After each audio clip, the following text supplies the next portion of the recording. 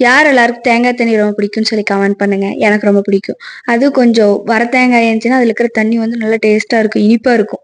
ஓரளவுக்கு முத்துன தேங்காய்ங்கன்னா அது ஓரளவுக்கு தான் டேஸ்ட்டாக இருக்கும். எனக்கு என்னங்கன்னா அம்மா வீட்டில் வந்து அந்த தேங்காய் மட்டை எடுக்கிறது இருக்குது. இங்கே வந்துட்டு அப்படி இல்லைங்க, அருவாள்லையே தான் எடுக்கணும்.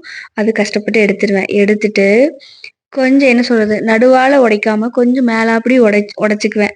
எதுக்காகன்னா இப்படி அப்படியே தேங்காயோடையே இந்த என்ன சொல்கிறது, அந்த ஜூஸ் எல்லாம் குடிச்சு எப்படி குடிப்போம் அந்த மாதிரி எனக்கு அந்த ஃபீல்ல குடிப்பேன்.